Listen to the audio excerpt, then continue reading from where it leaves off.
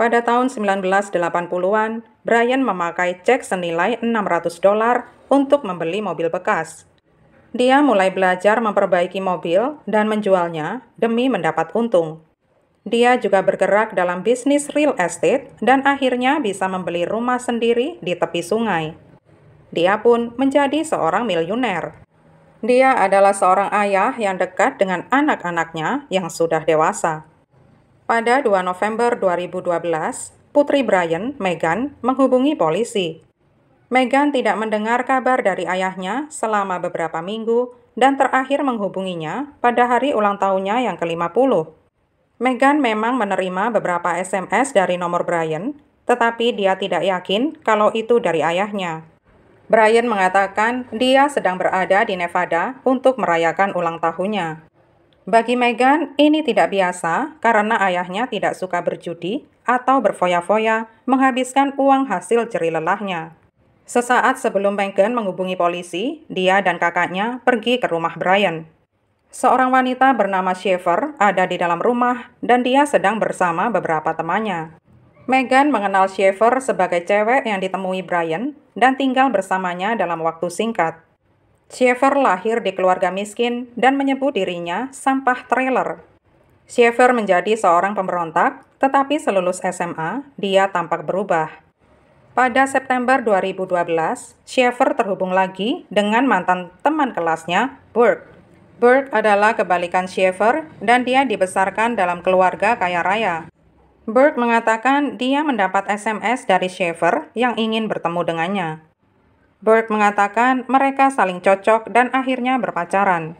Schaeffer mengatakan pekerjaannya adalah pegawai kredit dan dia sudah membeli rumah baru. Pada Oktober 2012, Burke dan Schaeffer makin serius. Schaeffer mengizinkan Burke datang ke rumahnya. Burke bertanya kenapa Schaeffer tidak pernah mengundangnya ke rumahnya sebelumnya. Schaeffer mengatakan ibunya menjalani kemo dan dia tidak ingin Burke melihatnya. Burke yakin kalau sebenarnya Schaeffer tidak punya rumah, tetapi dia tidak mau memojokkannya. Rumah itu terletak di tepi sungai, memiliki dek yang bagus, bak mandi air panas, dan perabotan mahal. Di luar rumah terparkir beberapa mobil mahal, termasuk sebuah perahu. Burke heran dari mana asal semua harta ini. Schaeffer mengatakan ayahnya kembali dalam hidupnya dan menjadi seorang miliuner. Schaeffer juga mengatakan kalau gajinya besar. Rumah baru Schaeffer menjadi ajang pesta. Burke mengatakan Schaeffer selalu menyuguhkan alkohol, makanan, ganja, dan ekstasi. Burke yakin kalau Schaeffer adalah seorang bintang porno, tetapi terlalu takut untuk memberitahukannya. Burke bercerita bahwa dia sempat mendatangi rumah pasangan lansia guna memperkenalkan diri. Wanita tua itu bertanya di mana Brian sekarang. Burke mengatakan Brian pastinya adalah orang yang menjual rumah itu kepada Schaeffer. Wanita itu mengatakan bahwa Schaeffer juga mengatakan cerita yang sama, tetapi mereka tidak percaya. Burke menanyakan hal ini kepada Schaeffer, tetapi dia meyakinkan Burke kalau pasangan lansia itu menderita Alzheimer. Pada 2 November, Burke dan Schaeffer sedang keluar, sementara teman-temannya sedang nongkrong di rumah. Tiba-tiba anak laki-laki Brian datang dan bertanya apa yang sedang mereka lakukan di rumah ayahnya. Teman-temannya kaget, tetapi Schaeffer tiba beberapa menit kemudian. Schaeffer mengatakan kepada anak laki-laki itu bahwa ayahnya berada di Nevada. Ketika anak Brian pergi, Schaeffer sangat ketakutan karena yakin kalau anak Brian akan melaporkannya kepada polisi. Meghan mendapat telepon dari kakaknya, jadi dia memutuskan untuk mendatangi rumah ayahnya itu. Rumah itu kotor dan berantakan, padahal ayahnya itu tipe yang rapi dan bersih. Saat Meghan mengetuk pintu, dia heran karena yang membukanya adalah Schaeffer. Meghan ingat Schaeffer bersama ayahnya pada bulan Agustus.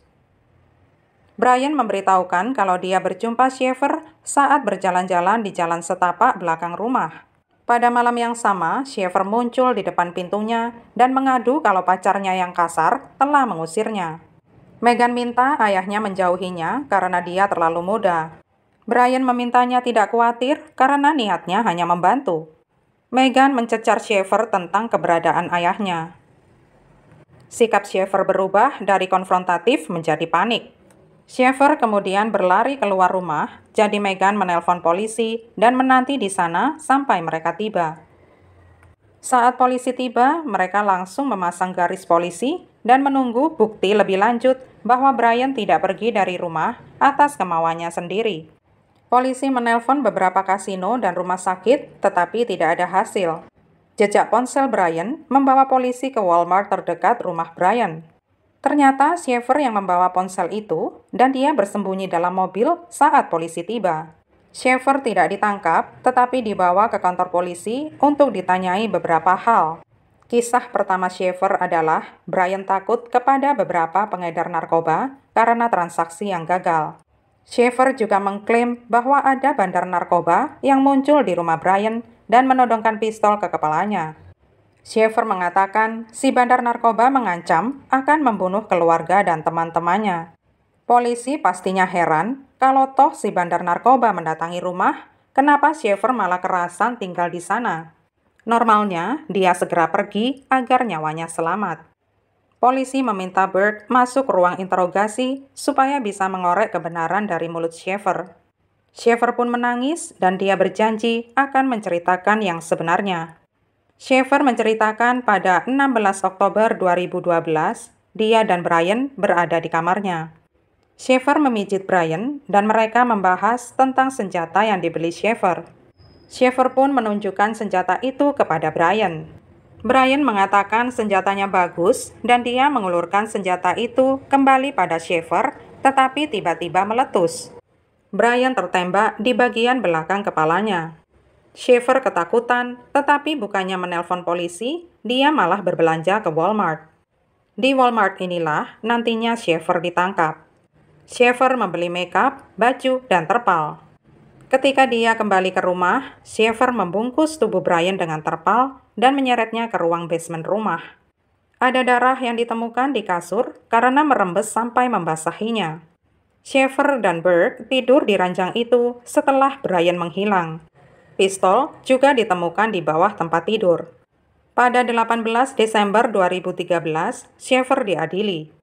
Dia awalnya didakwa dengan pembunuhan tingkat pertama, tetapi mengambil kesepakatan pembelaan untuk pembunuhan tingkat 2. Keluarga Brian menerima kesepakatan pembelaan karena mereka tidak ingin kalau Sheffer sampai mendapat hukuman yang lebih ringan. Sheffer mengubur Brian di bawah rumah impian Brian. Sheffer tinggal di sana selama 3 minggu, mengadakan pesta, bahkan mengendarai kendaraan milik Brian. Sheffer ingin selalu menyamakan diri dengan teman sekelasnya yang lebih kaya. Sheffer dijatuhi hukuman penjara seumur hidup dan memenuhi pembebasan bersyaratnya pada 2032.